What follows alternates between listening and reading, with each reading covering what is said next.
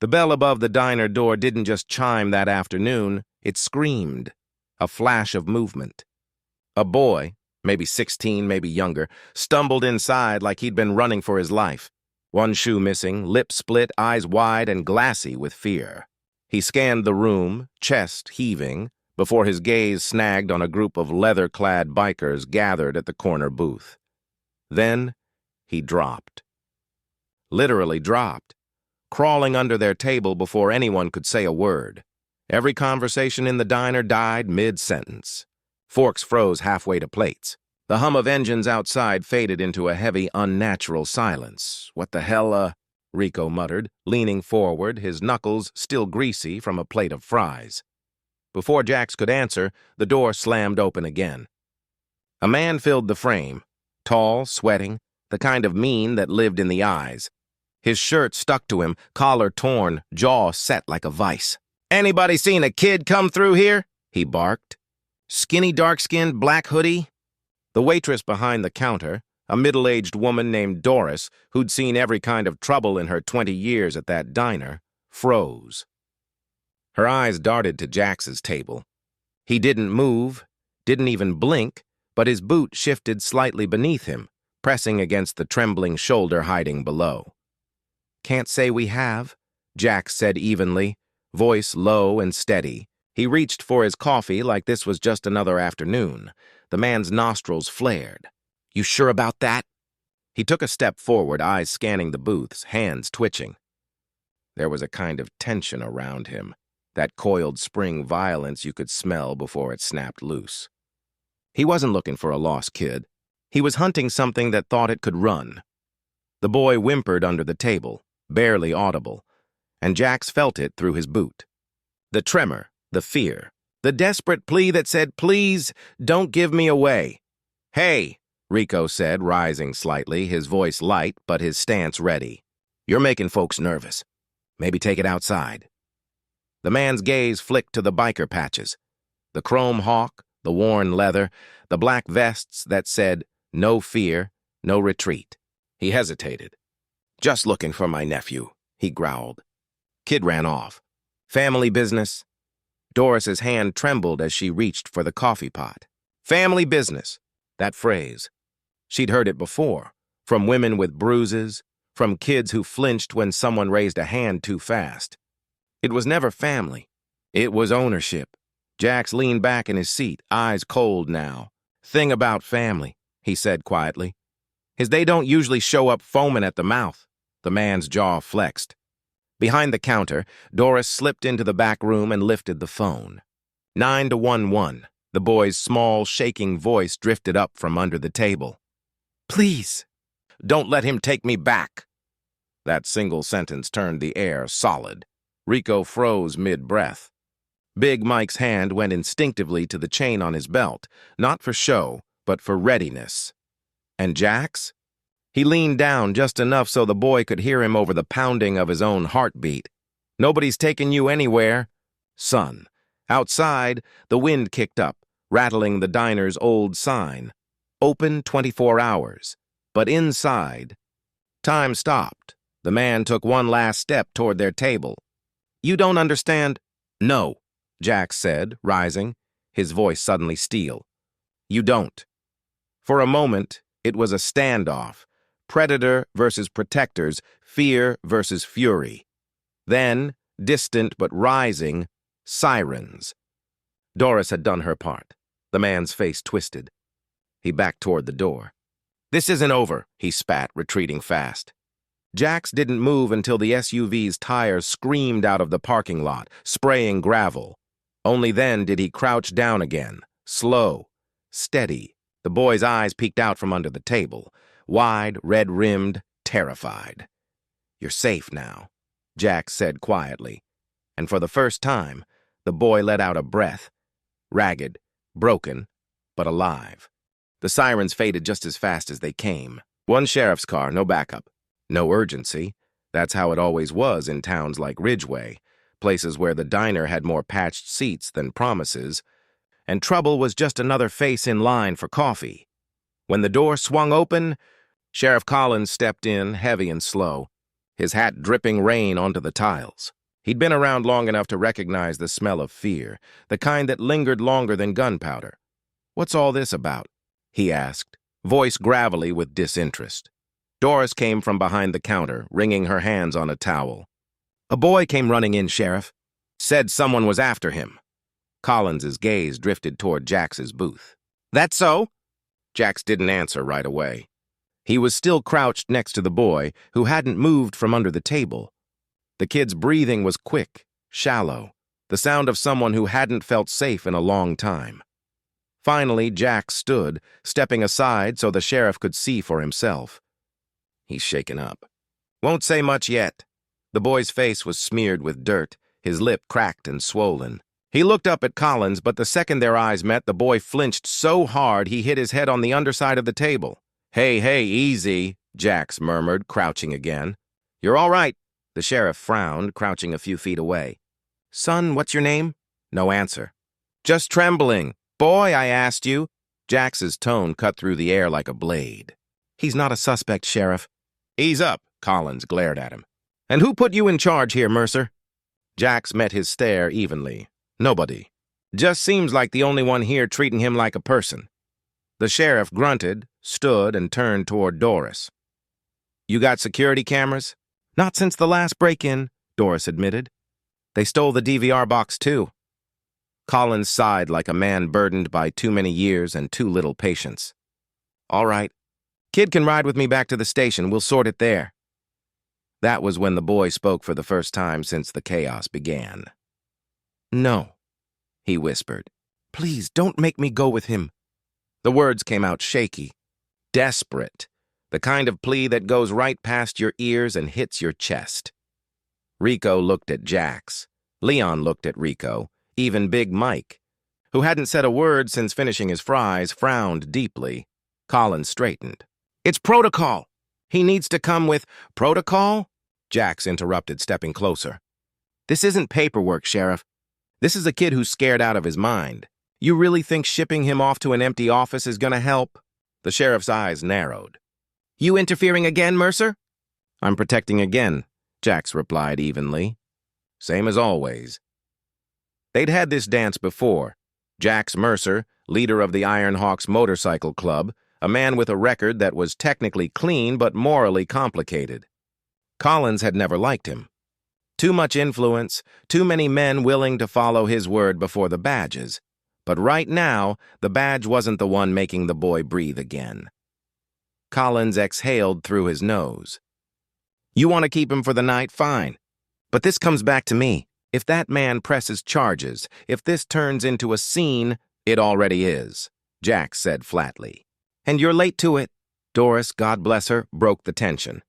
"Sheriff, you want some coffee before you go?" Collins took the out. He adjusted his hat, muttered something about paperwork, and left with a grunt. The door closed. Silence returned. Only the low hum of the fridge and the distant roll of thunder filled the diner now. The boy, still half under the table, finally crawled out. His movements were slow, cautious, like he expected someone to yell at him for existing. Rico grabbed a chair, turned it backward, and sat on it casually, keeping the kid's eye level. "Name's Rico. What's yours?" "Eli," came the whisper. Jax nodded once. "Eli, you hungry?" The boy hesitated, then nodded. Doris didn't wait for permission. "Honey, you sit right there." She vanished into the kitchen, the sound of pans and drawers clanging like armor.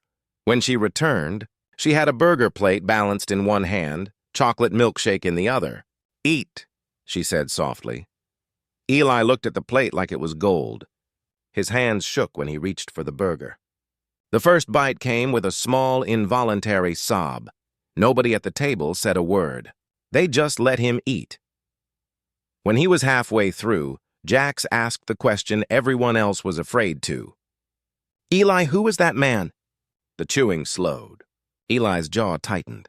"My stepdad," Rico exhaled low. "Figures."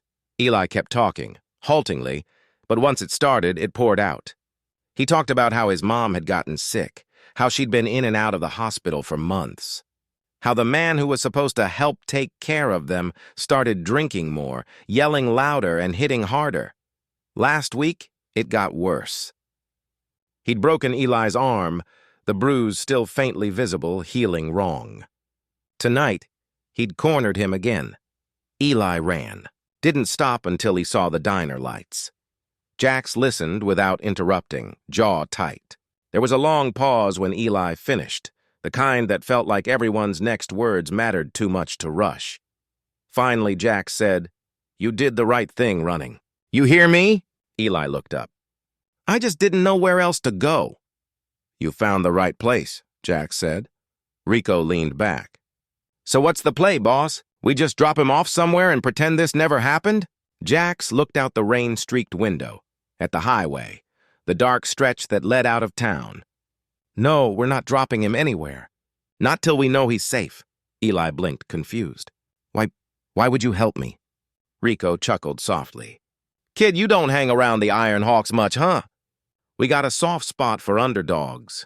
But Jax's eyes were somewhere else, far back in another lifetime. He'd once been a boy not too different from Eli, different town, different scars, same fear. He saw a reflection of his own past sitting across that diner booth, and something old and raw in him woke up. He put his hand on the table, firm but gentle. "From now on," he said, "you don't run alone." The kid's eyes filled with tears again. But this time they weren't just fear. They were relief, confusion, disbelief that anyone could care without wanting something back. Jax stood and motioned to his crew. "We ride at dawn. We're paying someone a visit," Rico smirked. "The stepdad?" "Yeah," Jax said, eyes like cold fire. "But we're not using fists. We're gonna do this right." He looked at Eli again, voice softening. "You trust me?" The boy nodded slowly. "Good," Jax said. "Then eat up. You got family now?" Outside, the storm started again, not loud but steady. Rain tapped against the glass like applause from the heavens. And for the first time in a long, long time, Eli didn't feel like the world was trying to break him. He was sitting with men who didn't know his past, didn't care about his mistakes, and didn't need to ask permission to do the right thing. The Iron Hawks didn't promise safety, they became it. By the time the rain stopped, dawn had already stretched its pale fingers across the highway. The world outside the diner glowed silver blue, quiet, washed clean, like it didn't yet know what the day would bring. Inside, coffee steamed, boots scuffed the tile, and the Iron Hawks were gearing up. Eli sat at the counter, clutching the milkshake glass with both hands. He hadn't said much since last night. Didn't need to. His eyes told enough. Exhaustion, fear, and a fragile hope that maybe, just maybe, this time the adults meant it when they said he was safe.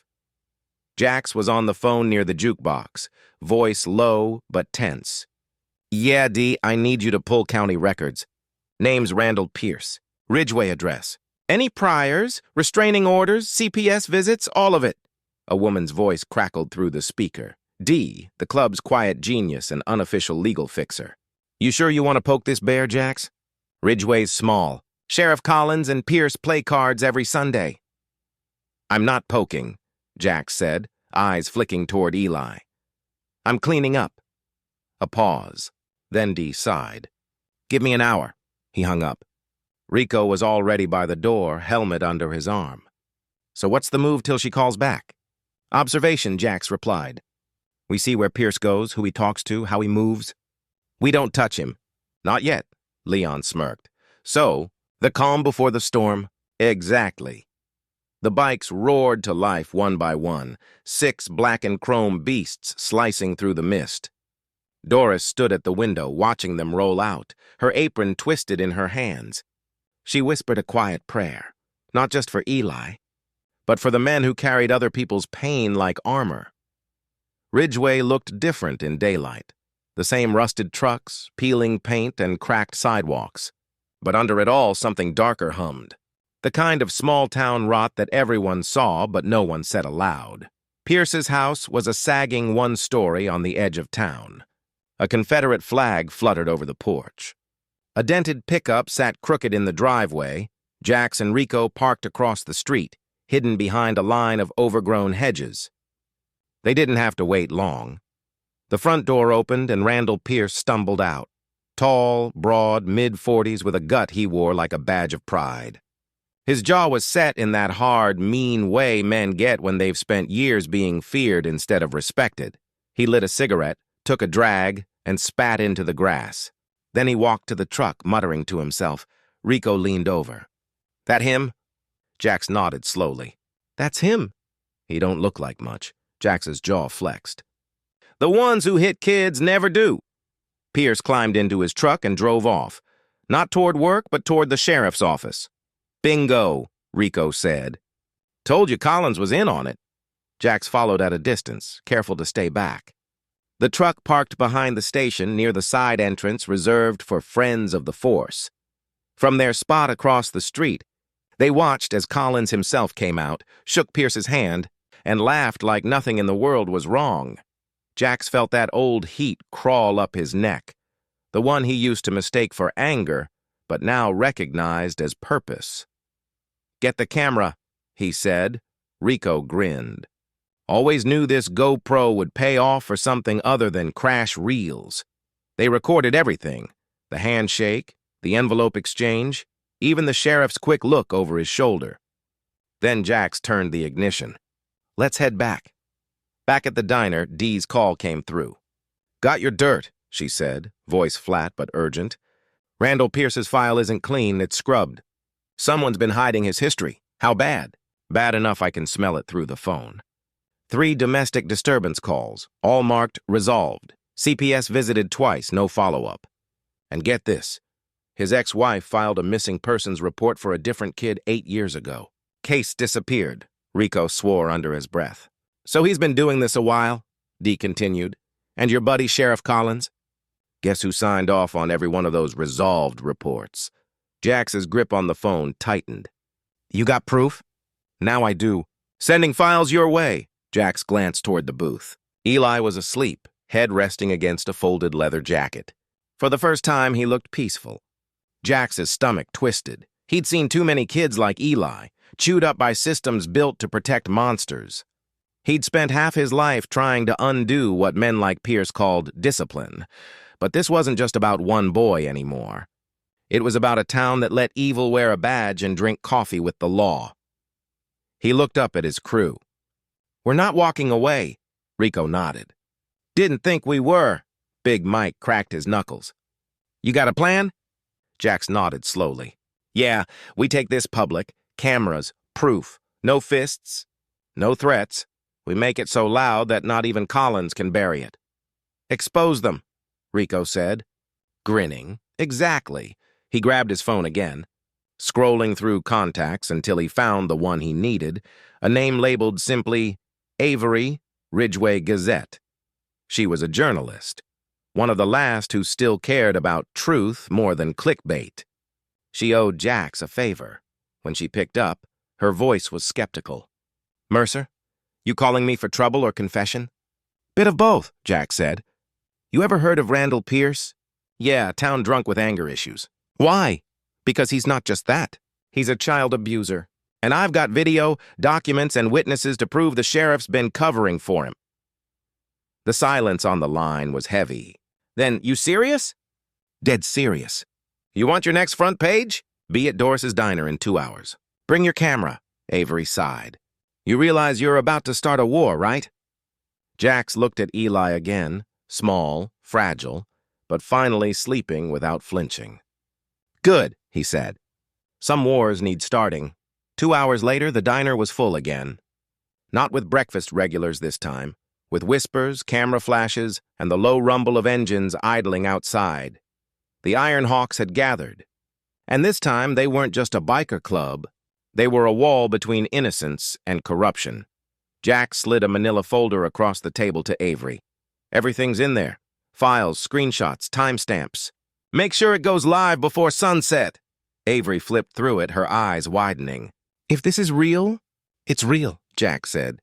"And it's time people stopped pretending it wasn't." Rico leaned against the counter, arms crossed. "And when Collins comes knocking?" Jack smirked. "Then he'll find out what happens when the law forgets who it's supposed to serve." That night, the Ridgeway Gazette's website crashed under the weight of traffic. Headlines spread like wildfire. Local sheriff linked to child abuse cover-up. Exclusive proof emerges. The story went viral within hours. By morning, state investigators were on their way, and as the Iron Hawk sat in the diner, watching the sunrise again, Eli looked up from his chocolate milk and whispered, "You really did it, didn't you?" Jack smiled faintly. "No, kid. We did." Outside, the first sirens of justice began to wail.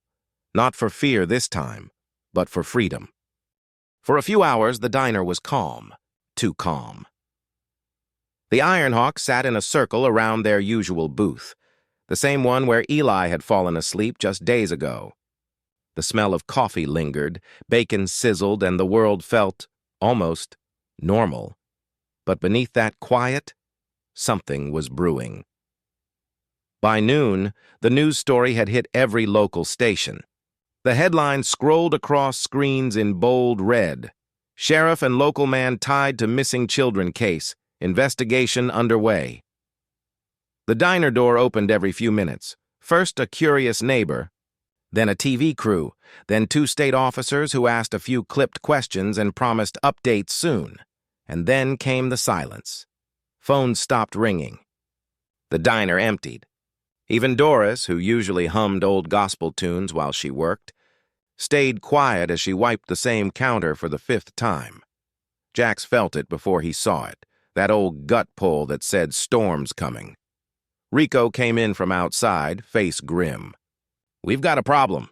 "What kind?" "The kind with black SUVs and no license plates." "Parked across the street." Jax's jaw tightened. "Collins." "Yeah, and he ain't smiling." Outside, the sheriff stood with his hands on his belt, flanked by 2 deputies. His face was red, not from the heat, but from humiliation. He wasn't used to being the one watched, the one whispered about. He looked across the road at the diner, eyes locking with Jax through the glass. A smile, thin, poisonous, spread across his lips. Then he tipped his hat and mouthed 2 words. "Your move." Jax turned to his crew. "He's baiting us." Rico's fist clenched. "Maybe it's time someone took the bait." "Not yet," Jax said. "We don't throw punches when cameras are rolling." "Then what?" "We outthink him." That night, just after closing, a rock smashed through the diner's front window. Then another, Doris screamed. Rico ducked behind the counter, drawing his weapon but keeping it low. Outside, shadows moved, fast, familiar. Men from Ridgeway, locals, farmers. The same ones who'd laughed with Collins at Sunday barbecues. They shouted things that made the walls shake. "Go back where you came from!" "Protecting trash now, huh? Should have kept your noses out of Ridgeway business." Jax didn't move. He just stood there, eyes cold, until the noise faded and the trucks peeled away. Then he bent down, picked up one of the rocks, and turned it over in his hand. There was a note taped to it. "You don't belong here." By morning, the threats had spread online. The Gazette's website was flooded with anonymous comments. The diner's Yelp page was hit with fake reviews calling them criminal sympathizers. And Eli, he'd gone quiet again. He sat in the back booth, hoodie pulled over his head, tracing the edge of a napkin with trembling fingers. Doris brought him pancakes, tried to smile. "Don't you worry, honey. These boys don't scare easy." Eli looked up, voice small. "They're not after you, Miss Doris. They're after me." Jax, overhearing, turned from the counter. "They're after the truth, kid. You just happen to be the one who lived to tell it." He crouched beside Eli. "Listen to me. We're not going anywhere. Not until this is done." "But what if they come back?" Jax's voice was steady. "Then they'll find out what happens when cowards meet people who don't scare." Hours later, Dee called. Her voice crackled through the static, low and urgent. "Jax, you need to listen. I just traced a burner number that's been calling Collins since last night." "Who's it belong to?" "Randall Pierce. But here's the kicker. It pinged from near the diner." Jax stood so fast his chair scraped. "He's here?" "Or close. Be careful," he hung up. "Rico Mike, out back now. Check the lot. Nobody goes alone." They moved fast, checking the shadows behind the diner. Nothing. Until Rico spotted it. Fresh boot prints in the mud, leading toward the tree line. Small, light. Then another set, heavier. "Jax," Rico called. "You need to see this." They followed the prints 20 yards into the woods, flashlights slicing through the dark. At the edge of a clearing, Jax stopped cold.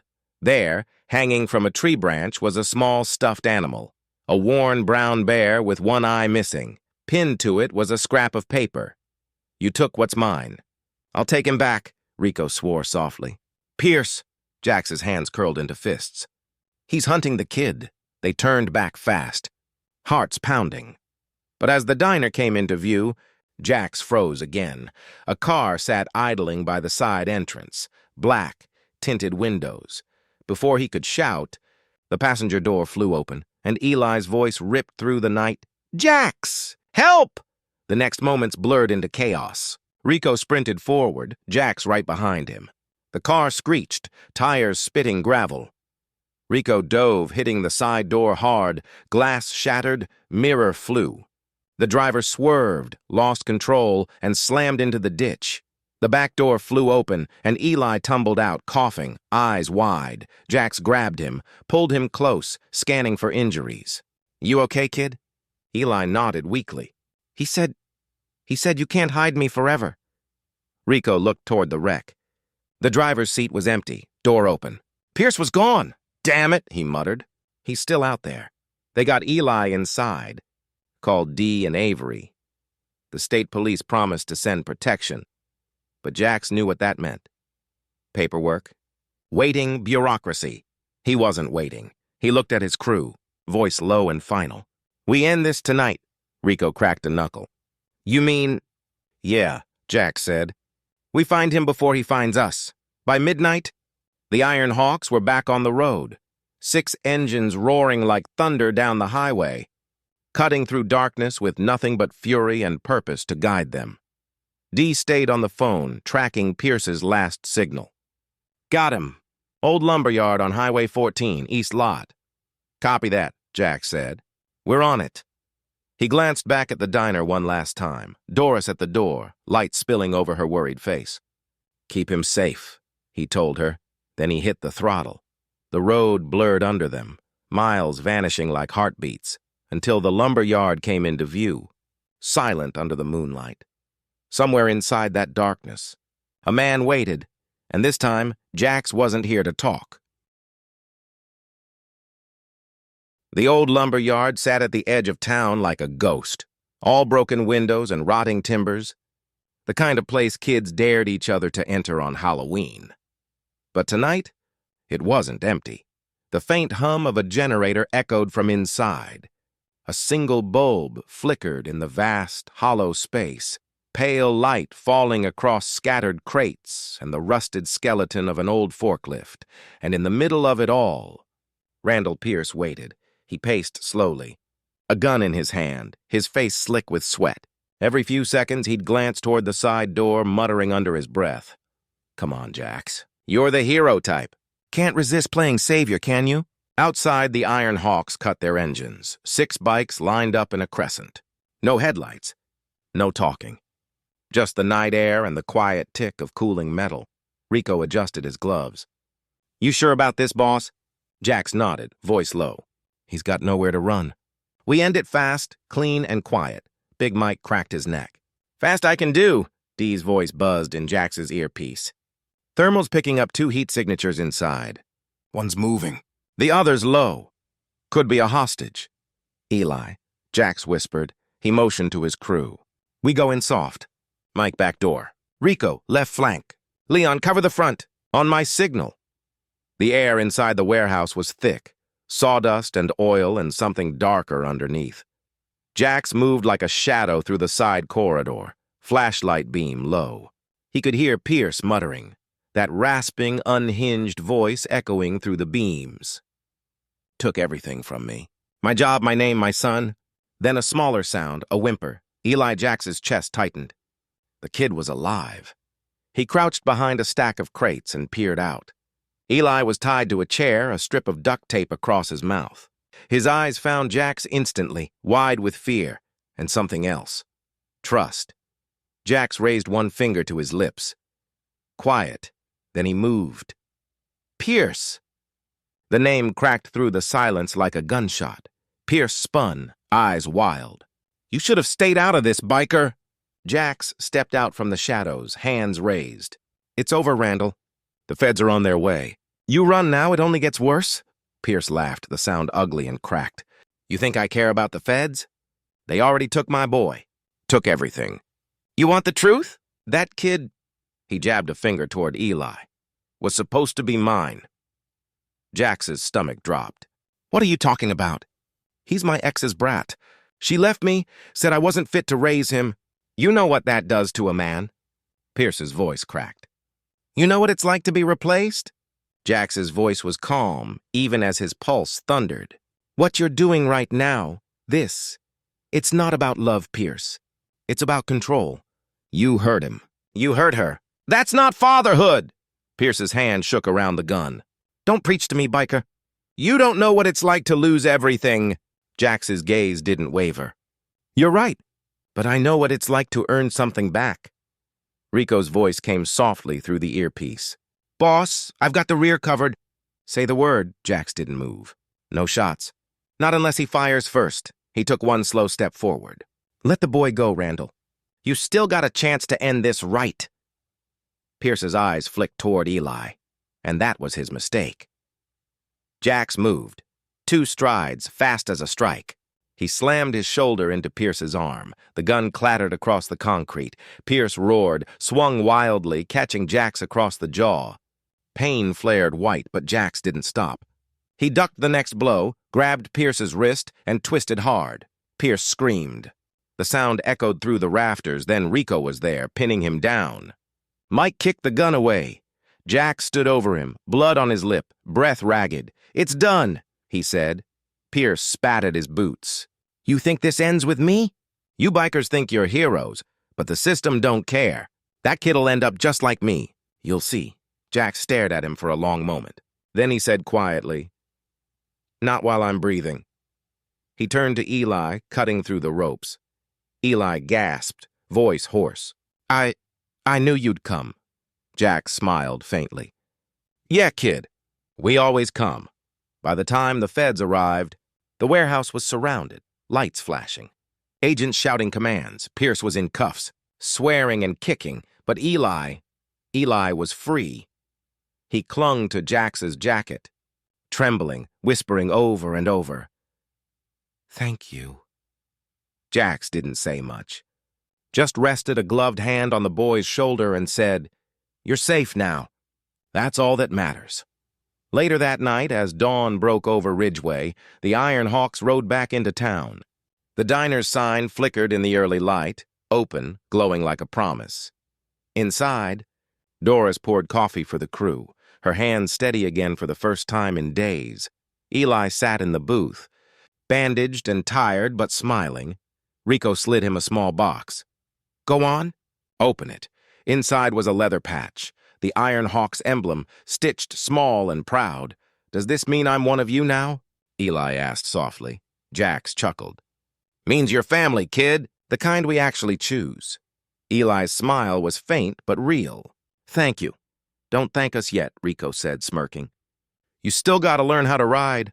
Eli laughed, really laughed, and for the first time in weeks, the diner felt like what it used to be, a place where broken things started to heal. As the morning sun spilled across the chrome of their bikes, Jax looked toward the horizon. He didn't know where the road would take them next, but he knew this. Sometimes the hardest battles weren't fought on highways. They were fought in silence, in back booths, in the hearts of those who thought they were forgotten, and sometimes, just sometimes, the right people showed up in time to remind you you're not alone. The sun rose slow that morning, like it was afraid to wake the world too fast. Mist curled over the highway, soft and silver, wrapping the Iron Hawks in a kind of sacred stillness as they rode back into town. Their engines, usually loud enough to rattle windows, now hummed low, respectful, almost reverent. They'd seen enough for one night. When they parked outside the diner, the town was just waking. The bakery lights flicked on across the street. A mail truck groaned to life, and from somewhere down the block, a church bell tolled 7 times. Inside, Doris already had coffee brewing, strong, dark, the way Jax liked it. Eli sat in the corner booth, a borrowed jacket draped over his shoulders. The bruises on his face were fading, but the ones behind his eyes, those were deeper. He stared out the window, tracing the rim of his mug with his thumb. Rico slid into the booth across from him, a plate of pancakes in hand. "Eat," he said, nudging the plate forward. "Doctor's orders," Eli smiled faintly. "You're not a doctor," Rico grinned.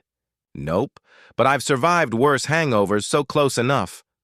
The boy laughed softly, and that sound, quiet, shaky, real, made every bruise worth it. Jax leaned on the counter, watching.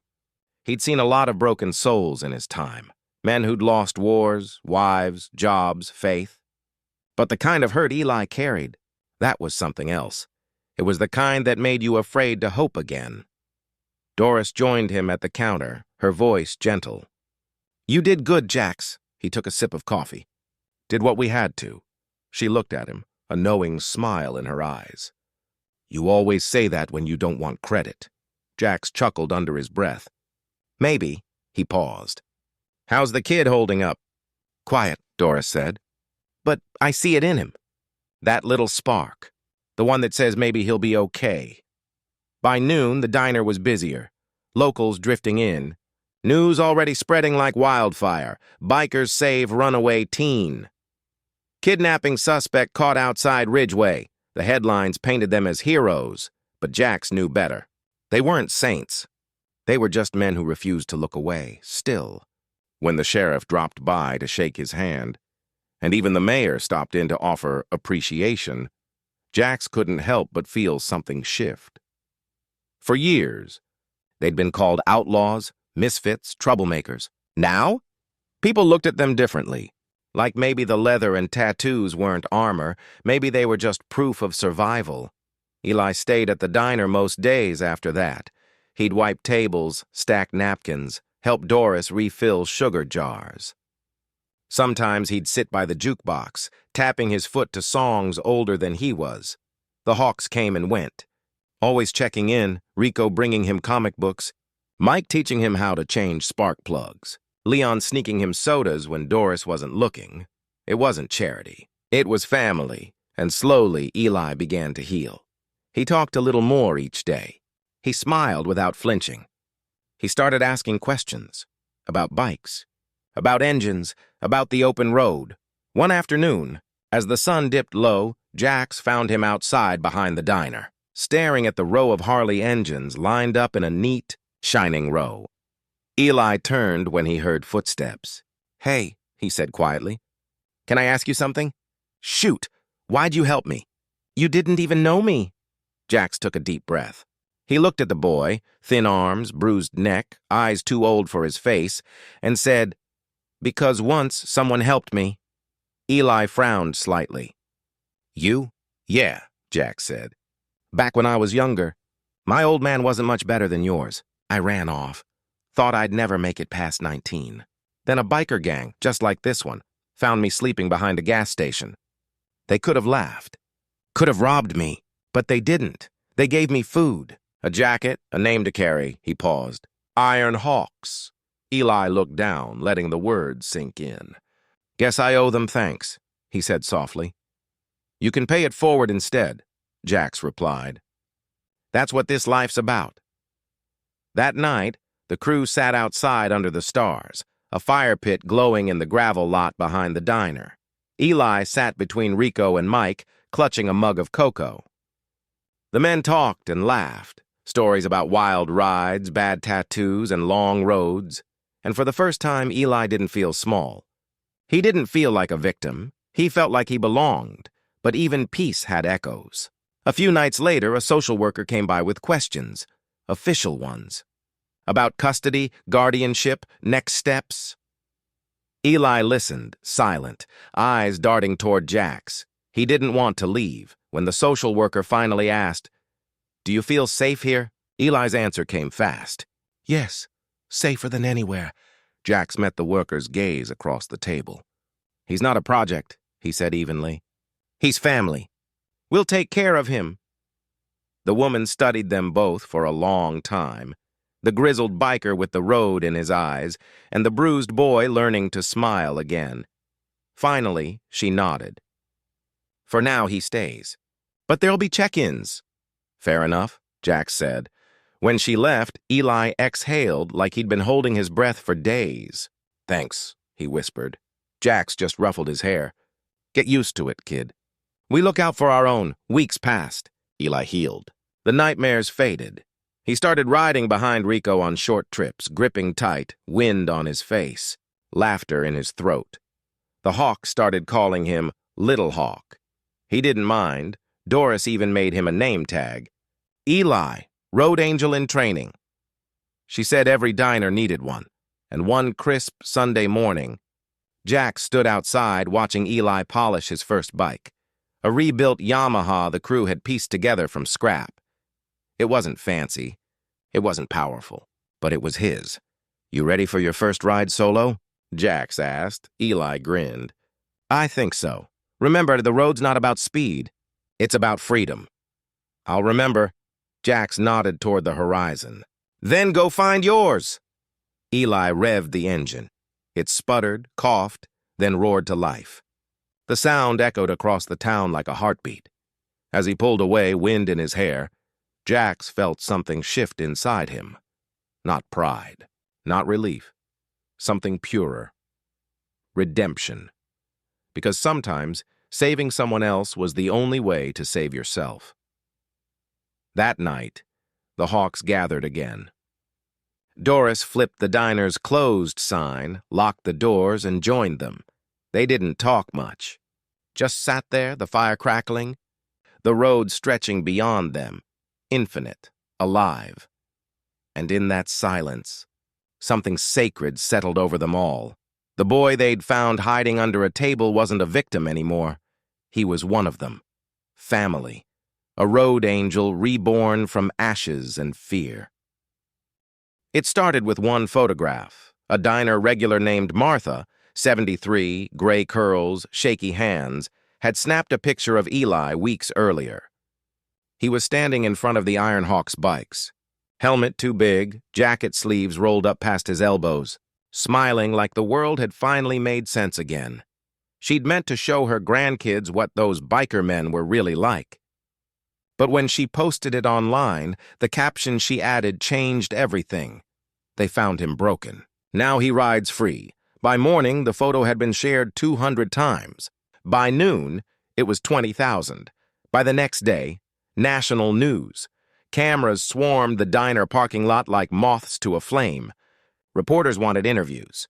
Bloggers wanted the story. But Jax didn't care for the spotlight. He'd seen too many people use tragedy for clicks. So when a local station asked, "What made you help him?" Jax's answer was simple. Because somebody has to. No polish, no speech, just truth, raw and bare. That clip went viral faster than he could blink. It aired on the evening news, replayed on talk shows, cut into inspirational TikToks with slow music and captions like "Faith in Humanity Restored." The world saw leather jackets and tattoos, and learned that sometimes angels ride Harleys. Meanwhile, inside the diner, life tried to go back to normal. Eli still worked the breakfast rush, laughing with Doris, teasing Rico about his terrible singing. But things felt lighter. Customers came in just to meet him. Teachers stopped by with cards. One morning, a single mother drove 2 hours from another town just to say thank you. Her son had been bullied, she said. And seeing Eli's story made him feel brave again. "He told me," she said, tears spilling, "that if that boy could face his fears, maybe he can too." Eli didn't know what to say. He just hugged her. And in that moment, he realized something bigger than himself had begun. Outside, the Iron Hawk's reputation shifted. Where people once crossed the street to avoid them, now they waved. Kids ran up asking for photos, calling them real-life heroes. But Jax, he stayed humble, quiet. Because fame was fleeting, and pain, real pain, didn't fade with views. Still, when he saw Eli laugh again, ride again, live again, That was reward enough. Then, one afternoon, a letter arrived at the diner. No return address, just a single envelope, creased and rain-stained. Doris opened it, eyes narrowing. "Jax," she said softly, "you'll want to see this." He unfolded the paper, the handwriting small, shaky, desperate. "To whoever found my son, I don't know if you'll ever read this, but I've been praying every day that someone would help him. I made mistakes. I married a man who hid his cruelty well. When I tried to leave, he took everything, even Eli. I thought they were both gone forever. If you have my boy, please. Tell him I love him. Tell him I never stopped looking." The note was signed with one name, Renee, Eli's mother. That night, Jax gathered the Hawks. They sat around the diner table, the letter laid out between them. Eli's hands trembled as he traced his mother's name. "She's alive?" he whispered. Jax nodded. "Looks like it." Eli's breath hitched. "I thought she—" He couldn't finish. Rico placed a steady hand on his shoulder. "Then we find her." And they did. It took 2 days, a few phone calls, and the stubborn determination of a crew that didn't take no for an answer. When they finally located her, living 2 towns over, working nights at a nursing home, Jax didn't tell Eli right away. He wanted to see her first. Renee stood under the porch light when they arrived. Her face pale, but her eyes bright with a hope she'd buried for years. "Is he safe?" she asked the second Jax stepped off his bike. "Yeah," Jax said, voice rough. "He's safe, and he's waiting for you." Her knees gave out. She wept right there on the gravel. Jax didn't move. He just let her cry. And when she finally lifted her head, he said, "Come on." "He's not far." Back at the diner, Eli was pacing. When the door opened and his mother walked in, time seemed to stop. "Mom?" he whispered. "Baby." He ran to her. Full speed, no hesitation, the sound of her sobs filling the diner. Rico turned away, pretending to check something on his phone. Even Doris wiped her eyes. It wasn't dramatic. It wasn't cinematic. It was real. The kind of reunion that breaks something inside you and heals it in the same heartbeat. They sat together for hours that night, talking about everything and nothing. The things they'd lost, the things they'd survived, the people who'd helped them along the way. When it got late and the diner lights dimmed, Eli finally said, "Mom, this is my family now, too." Renee looked around at the bikers, the patched jackets, the weathered faces, and smiled through her tears. "I can see that," she said, "and I thank God for them." The next morning, a new photo went up on the diner's wall. It showed Eli standing between Jax and Renee, all three smiling, the Ironhawk's wings stitched proudly in the background. Beneath it, a small plaque read, "Sometimes angels ride on 2 wheels." By week's end, the diner had become something else entirely. A symbol. People started mailing letters. Survivors of abuse, runaway teens, foster parents. They all wrote the same thing in different words. "You made me believe in good again." Jax read each one quietly. He didn't keep them for the fame. He kept them to remind himself that even the smallest act of decency could echo for miles.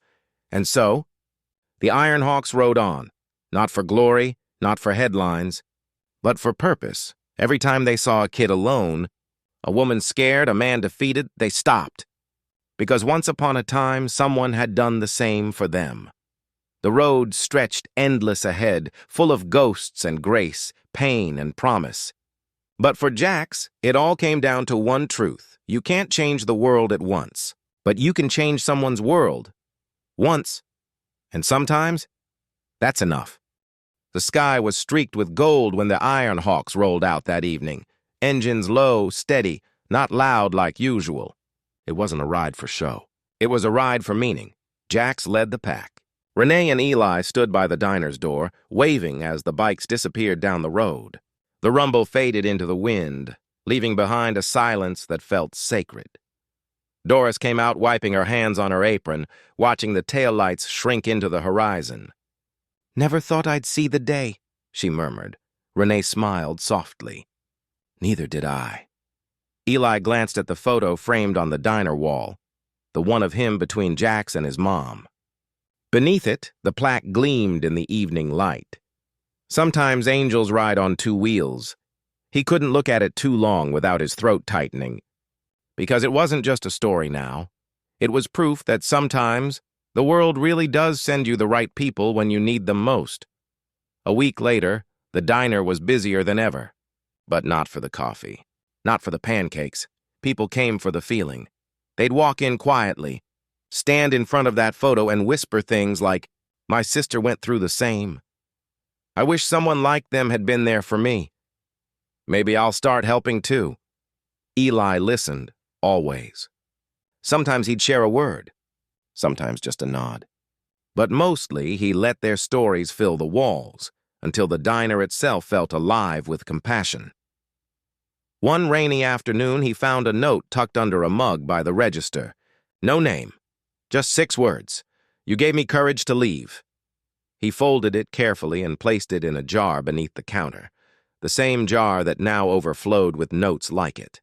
From strangers, survivors, wanderers, lost souls who found a bit of themselves again after hearing his story.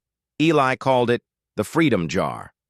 Every time someone dropped a new letter inside, he'd whisper, "You're not alone anymore." The Ironhawk still came by every Friday night. Same booth, same waitress, same stories. Only now, they laughed more than they talked. Rico had stopped gambling. Big Mike started volunteering at a youth shelter.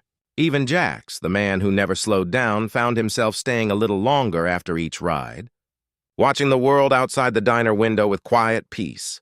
"Funny," Rico said one night, sipping his coffee. "We thought we were saving him." Jax chuckled, eyes distant. "Maybe he saved us." No one disagreed. A few months later, Jax got a call from the local sheriff, the same one who'd once eyed him like trouble. "Hey," the sheriff said, almost sheepish. "We got a call from a foster home out west. Kid ran away. Think he might be in your area. Any chance you boys could keep an eye out?" Jax didn't hesitate. "Send me a picture." When he hung up, he looked around the table. The Hawks didn't need an explanation. Engines roared a minute later, 12 bikes rolling into the storm again. Different kid. Same mission, because that's what family does. That night, as they rode through the rain, Eli stood at the diner window, watching the lightning flicker across the sky. His mom came up beside him, wrapping an arm around his shoulders. "They'll find him," she said.